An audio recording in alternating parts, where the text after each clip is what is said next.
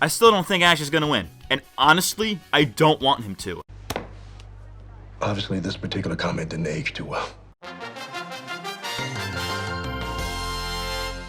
Hey guys, it's me, MattCMG. To be honest, I never really intended to make this video, but with all the stuff that's happened since part 2 came out, I feel like I have to make this just to set the record straight one last time. This is going to be my last Ash Ketchum video, so without further ado, let's get weird, let's get wild, and let's get right into it. Originally, this opening segment was going to be me talking about the next Pokemon series, since at the time that I wrote this video, it wasn't even out yet, and everyone was saying it's a reboot, or that Ash is leaving the series. Obviously, those people were wrong. I told you so. Obviously, I took too long to make this video because of a couple other videos I had to work on, but now that the series is out and we know all there is to know about it, there's really no point in debunking this rumors since it's all out there. So, boom. Continuity, not a reboot. Let's get on with this video. But now, let's get on with concluding this defending Ash Ketchum series. When Ash won the Alola League, people tried to use that as a reason to not take parts 1 or 2 seriously because my prediction was wrong, saying that I should delete the whole video, but I don't get that logic at all. Like, it was a prediction video. Even if I was right, it'd still be outdated eventually anyways. That's why I included stuff in there, like the Snivy battle and levels that make the video timeless, despite the obviously poor aging of the title. The objective of that video and part 2, first and foremost, was to clear up the various misconceptions there are about the Pokemon anime that people use to unjustly hate on it. Many of these misconceptions simply aren't true, and I used the Alola League as a means to talk about them since it was relevant at the time. But even so, there were still people who missed the point, claiming that I'm just making excuses for bad writing, or somehow claiming that it's an opinion, as if the show doesn't verify exactly what I'm saying. Like, those videos are not opinion pieces, they're pretty much just a regurgitation of facts. I swear, some of y'all probably just read the highlights of this show on Bulbapedia and say you watched it or something, because if half of you even watched the show and paid any semblance of attention, then you'd know that I'm literally just regurgitating the in-universe information. I'm not defending these things because I necessarily like them. I never said that I did. I'm defending them because there's obvious explanations for them that people don't accept and should really start accepting. In other words, I defend what's worth defending. Like the Snivy battle, big point of contention, I hate the way it turned out, and I thought it could have been handled way better, but the explanation is there, and it makes sense within the show's lore, and it's obvious that they did it to set up the series, so I'm cool with it, and I accept it. However, something like Pikachu losing to Panpour in the Striaton City gym with no nerfing whatsoever, that's BS, and I wouldn't try to defend it, even though I know why they did so narratively. I'm not making excuses, I'm simply defending the stuff that has actual reasons to be defended. In the same strength, discussing Pokemon has made me hate the term bad writing. Not that it's not an apt description in certain circumstances, but because it's overused by people who don't even know the difference between good and bad writing. When I said in part 2 that Pokemon was never good, I think I overstepped a bit. Like 80% of the time, Pokemon toes the line in that it follows the most basic of plot structure episode to episode and doesn't go out of that comfort zone unless it's an important episode, such as a gym battle, the league, or some character-focused episodes here and there, where they will pull out all the stops. Only rarely do they have episodes that are genuinely bad by objective terms, in the sense that they don't follow any rules of storytelling. Towing the line isn't bad, it's just the bare minimum of what is considered good or passable. And I'd say that's understandable most of the time since they have to fill so many episodes, and obviously not all of them are gonna be bangers. They consistently towed the line like this almost formulaically from the start up until like mid-Best Wishes. X, Y, and Sun and Moon have had way more great episodes compared to just good ones, so if that's not evidence that the show is improving, contrary to popular belief, then I don't know what is. It is so much better now than it was back then, that's for sure. Moving on, I've seen people who agree that Ash is a good trainer, but think that he's a bad character in terms of development and that kind of stuff. The argument is that Ash hasn't had any development in over 20 years and hasn't made any progress towards his goal, so he's a shit character. It's because of things like this that I am of the opinion that Ash Ketchum is one of the most misunderstood characters in all of fiction. The argument of development is false. The only character development Ash ever had was back in the Kanto saga, where he was still a new trainer and was very childlike, cocky, and not as knowledgeable or skilled as he is today. As he progressed through Kanto, he did grow and change, learning what being a Pokemon trainer is really all about. Hint hint, it's not winning. By the Orange Islands in Johto, he was a completely different person in that he was much more humble and knew what he was doing. And he stayed like this up until today, and Ash hasn't changed much since. This is because ever since the end of the Kanto saga, Ash went from being a dynamic character to a static character. A dynamic character is basically your average character arc. You know, hero starts one way, journey happens, ends up a different way. In other words, the world and the journey changed the character. A static character, on the other hand, is almost the exact opposite. A static character is one who doesn't change throughout the story, and is instead the one who initiates the change. Even though I hate making comparisons because I feel like it takes away from the show you're talking about, think like Goku or Superman, for instance. Their personalities and mindsets don't change, but it's their actions throughout the story that change the world around them, and it changes the other characters. Ash has been pretty much this ever since Johto. He doesn't change as a character, but he is instead the one who causes the other characters to change over the course of the story. I think Diamond and Pearl is the best example of this in that Ash had his method of training while Paul had a different opposing way of training, creating tension between the two. As a static character, Ash is not changed by what Paul says or does. Instead, he doubles down on his own ideology and seeks to prove himself right in the face of adversity. There are other examples of this in every gen, but I'm not going to go through all of them. The point is, being a static character doesn't mean there isn't development, it's to keep the character consistent for future use. This kind of thing works best for these long-running characters who have been around for a long time, and Ash fits this description. He doesn't change because he's not supposed to. The other characters are, not him. And as for the argument that Ash hasn't made any significant progress towards his goal, look at this picture. Tell me I'm wrong. Petty bullshit aside, of course, mistakes were made in part 2. So in the same fashion, I'm gonna correct my mistakes, hopefully for the last time, and then talk about some of the other things that have come up since. Firstly, I said in part 2 that the movies aren't canon except for movie 1. This is not true. It turns out a lot of the movies are referenced in the show, therefore canonizing them. Many of them aren't very direct references, however, so an argument could probably be made for the anime taking place in a separate continuity where the movies didn't happen, but similar events did, while the movies themselves are their own version of the continuity, but that's contrived and holds no real weight. I'm of the opinion that we should always assume that the movies are not canon until they give us a reason for them to be. For example, when Ash mentions the Lugia from movie 2 in the series, that makes movie 2 canon. However, when a Pokemon Ranger mentions a Deoxys in LaRue City, aka the events of movie 7, and the gang doesn't say anything like, yeah, we were there, you know, something relevant that would likely have been of help to the Pokemon Ranger in that episode, then the water is a little muddy there. When Ash meets a Magearna in movie 19, and then doesn't seem to know what it is in Sun and Moon, then it's clear that that movie isn't canon, because Ash doesn't forget Pokemon. He might forget their types or what they do, but the Pokemon itself, he does not forget. There's never been an instance of Ash genuinely not knowing a Pokemon that he's definitely seen before. If it's one thing that's consistent in the anime, it's Ash's Pokemon knowledge. People seem to conveniently forget that when trying to make the point that Ash gets reset, since the show doesn't support that notion at all. Tangents aside, and to wrap this section up, the movies being canon doesn't change anything anyway. My point in claiming that they weren't canon was in regards to why Ash doesn't catch every strong or legendary Pokemon that he meets, and that point still stands even if we assume all of the movies are canon. Legendary Pokemon are depicted in the movies as these larger-than-life beings, and many of them have very important roles to their respective habitats, and some are even borderline gods. If Ash were to somehow catch these Pokemon, he would be putting these environments or even the world or universe at risk and doing a whole lot more bad than good. For example, if Ash caught any of the legendary birds in movie 2, then the world would have literally ended. Even if he tried to catch some of these godlike Pokemon like Arceus and the Creation Trio, he'd end up breaking time or space, assuming he would even be able to catch them through regular means, because I highly doubt these things would submit to a regular human Pokeball. Out of universe, this is a power scaling issue. Since legendary Pokemon are objectively stronger than most, so Ash having a literal deity of time or something like that on his team would be just a tad broken. Plus, they tried to not connect the movies to the show as much as possible, which they do by not having any major events occur in the movies that would affect the show going forward, since not everyone watching the show has watched or will watch the movies. So, the final takeaway from this, whether or not the movies are canon is irrelevant, since there are reasons for why Ash can't or won't catch these super rare legendary Pokemon. Some people pointed out how there are more Pokemon that Ash has released other than the 6 that I mentioned in part 2, and that's technically true, technically not. Technically, Ash has never really released a Pokemon, because he keeps all of their Pokeballs, so those Pokemon are still technically his and are fair game to come back at any time, but the ones that I mentioned are, for all intents and purposes, released, and they aren't coming back, even though they technically can. Even when they do return for a short time, they still end up going back into the wild, like we've seen with Lapras, Goodra, and most recently Naganadel. This is different from some of the Pokemon that he trusts in the care of other trainers, such as Charizard, Squirtle, and Primeape. They are still his Pokemon, and he can still call on them, and has before in the cases of Charizard and Squirtle.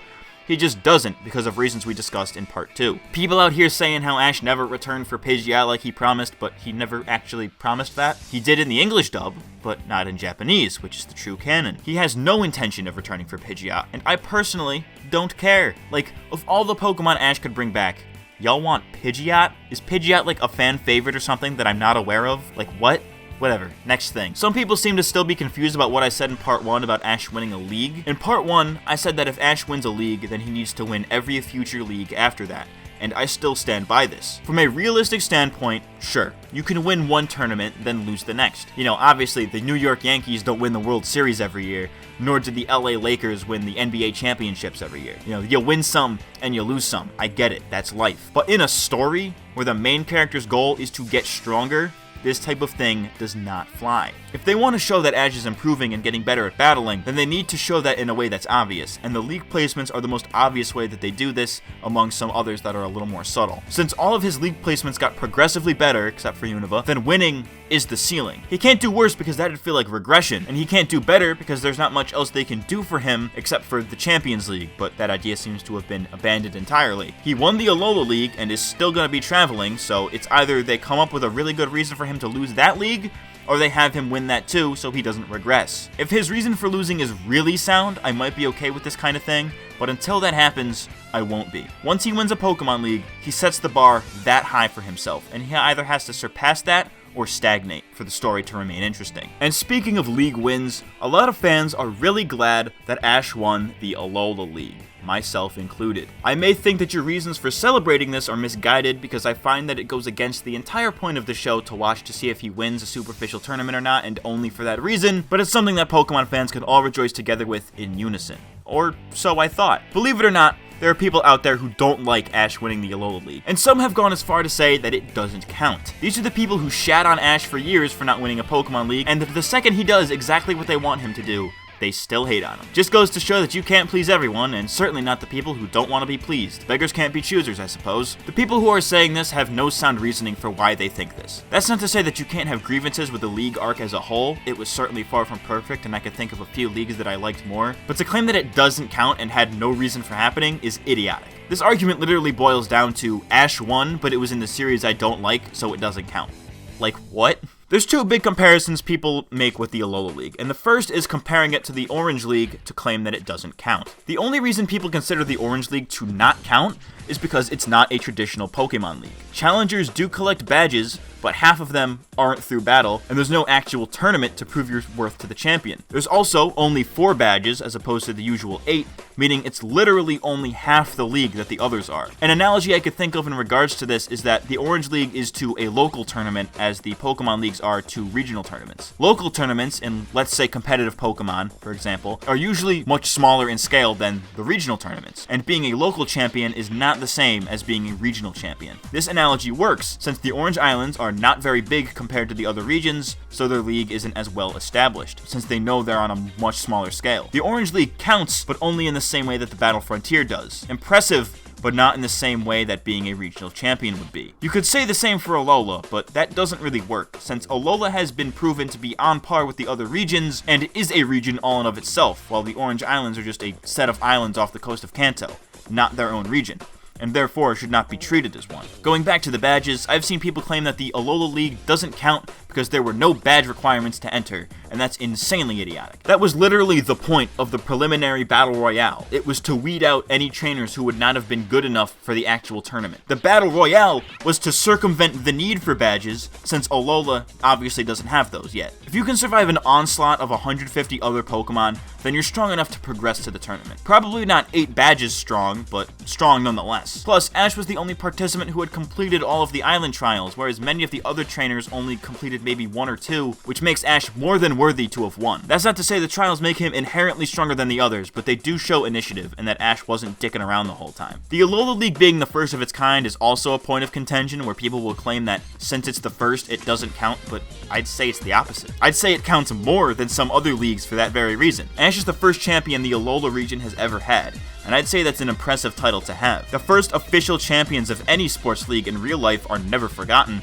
so why would this be any different? Of course, it's a little less impressive than someone like Cynthia, who's been the reigning champion for presumably years, but it's impressive nonetheless. The whole Orange Islands comparison just goes to show that people will find any reason to have this win not count just because they don't like Sun and Moon for whatever stupid reason. The other big comparison people like to make is comparing the Alola League to the Kalos League, since they were the 2 leagues where Ash got the farthest, the 2 most recent, and certainly the 2 most controversial for all the wrong reasons. People like to claim that Ash had the strongest team, and X and Y was the best series, so he deserved to win, and Alola feels unearned. I can see why some of you would feel this way, and you're allowed to, of course, but if you ask me, seeing things that way is to miss the point entirely. Like, here's the point. Here's you. Complete miss. People who think Ash should have won in Kalos not only miss the point of the arc, but are also under the false pretense that skill points towards a win, when that's not the case. Ash winning any Pokemon League only works when the final battle of that league has meaning to him, to us as the audience, and most importantly, to the story or theme of that series or arc. This is why the Alola win works, why a Kalos win would not have. Allow me to explain. The Kalos finals were flashy, and the skill level was up there for sure, but those don't make the battle thematically interesting, nor do they point towards a win in any capacity. As much as I adore this battle, I have to admit that I don't see any thematic point to it, or what purpose Ash winning would have served to that theme. That's something that more Pokemon fans need to understand. Ash loses for reasons relating to the themes shown through his rivalries, not just because, hard there, keep the anime going. For rivals like Gary, Paul, and Trip, Ash beating them in the leagues meant something, since Ash was proving something to them by showing them that their points of view were wrong. After these battles, Ash's and his rivals' arcs were finished in that region, so Ash promptly lost the next battles because they wouldn't have packed the same emotional punch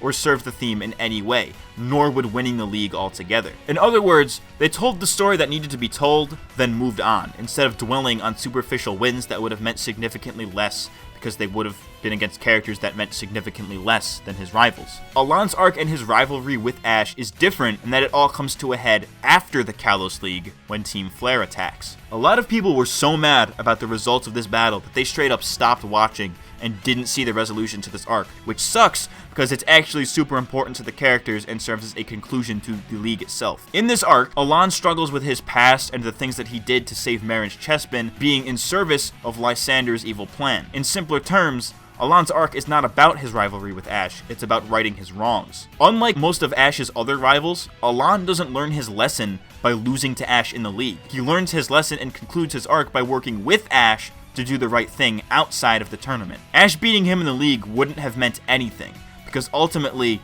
Alon's arc wouldn't have ended with a battle like with his past rivals. If Ash were to have beaten Alon and won the Kalos League, then the Team Flare arc would have gone down exactly the same, except we're now in a situation where Ash's heroism doesn't mean as much because he didn't go through any adversity to get it. That's typically not how storytelling works. You can't give your character a major win and then follow that up with another major win, because then that second win doesn't feel as earned. Alon beating Ash in the league was to show that even though Alon was ultimately the better battler, he wasn't the better person, morally speaking. Ash was. And that's why he was the hero of the Team Flare arc and the hero of Kalos, which I think serves as a better title than Champion ever could. Kalos League and Ash's almost win there is something that means a lot to a lot of people, and I don't want to take that away from them, but I have to burst your bubble here. Now I might hear you saying right now, I don't hate that he won the Alola League, I hate how he won, implying that it was somehow illegitimate because it wasn't as intense as it could have been, and I guess, sure, that's subjective, but it's also like, not. When Ash won in Alola, it made 100% perfect sense thematically and in terms of Ash as a character. He's battling the rival he's never defeated before, he's in the finals of a league where he can say he participated with all of his friends, he's battling with the Pokemon he loved and cared for an entire journey, and most importantly, he was having fun. Sure, the Kalos League and every other league for that matter have these things to varying degrees, but not to the extent that the Alola League did, especially in the fun aspect. I will argue that this battle was peak Ash, not in skill, but in character, which is why it makes perfect sense for him to win here as opposed to somewhere where he was more skilled. Contrary to popular belief, Ash doesn't want to win. Well, he does, but it isn't his priority. Ash has the maturity to know that winning isn't everything, and even though his goal of becoming a Pokemon Master does involve winning these regional tournaments to some degree, winning isn't his main priority. Having fun is. It's why we don't see him get upset or frustrated when he loses at the leagues past Kanto, because he knows that he gave his all, and that's what matters to him. For example, when Ash lost to Tyson in the Hoenn League, Brock comments that Ash must be feeling a sense of pride because of the intensity of the battle, despite having just lost. Ash in the Kanto League would have been beating himself up for losing, but in Hoenn and every other tournament after that, Ash has had enough experience and has matured enough to not let losing get to him. Ash battles to win to a certain degree, obviously. Nobody participates to lose on purpose, that'd be stupid, but he's also battling to test himself. And that's what's fun for him. He lives for the thrill of battle, not the thrill of winning. He's at these leagues to battle other strong trainers and to test himself, and doesn't care if he wins or loses. Winning is more like a bonus to him. When we look at his final battle against Gladion in the Alola League, we see these things start to show. Ash wants to beat Gladion, not for the championship title, but to prove to himself and to Gladion that he can win. In doing this, we see both of them having the time of their lives, so much so that they both burst into uncontrollable laughter because of how much fun they're having. To amend the words of Kevin Rudolph, he don't live for glamour and he don't care for fame. He's in this for the love of the game. That's why this battle makes perfect thematic sense for it to be Ash's first major league win, because it brings out everything the character stands for and everything we've grown to love about him over the years. A trainer who loves battling and overcomes his rival by virtue of his own wit and strategy, forged by the friendships he has with his friends, his rivals, and his Pokemon, across not just Alola, but all of his journeys. While the Kalos League was a show of power, we have to remember that power doesn't mean much to Ash. Friendship and camaraderie matter so much more to him, which is shown in the Alola League win. Not to mention that Gladion wasn't even Ash's greatest rival in Alola.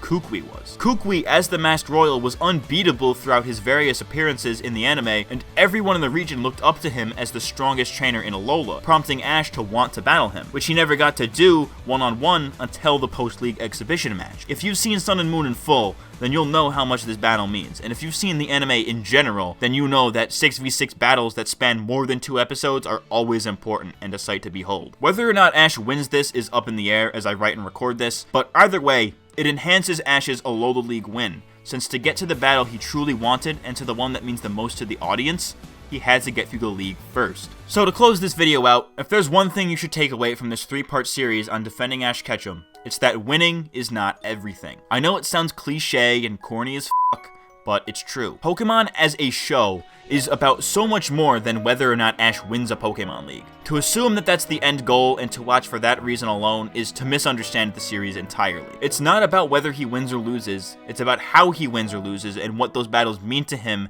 and his journey thus far. In other words, the destination means nothing if the journey didn't happen. So in the same strength, Ash's big wins or his big losses are nothing without his journey. I think more people need to see Pokemon this way, because as cliche as that saying is, it's what Pokemon has always been about. Not just as a TV series, but as a franchise as a whole. You don't have to be the very best like no one ever was, but as long as you're striving to be even in the face of adversity, that makes it all the more sweeter when you finally do make it. That's all for my Defending Ash Ketchum series. Thanks to all of you who supported or even criticized me in parts 1 and 2. I never thought the first vid would blow up to where it did, so thanks to those who have stuck with me. There will always be more Pokemon videos on this channel, but I'm just done talking about Ash for a while because I've done it to death. I've been MattCMG.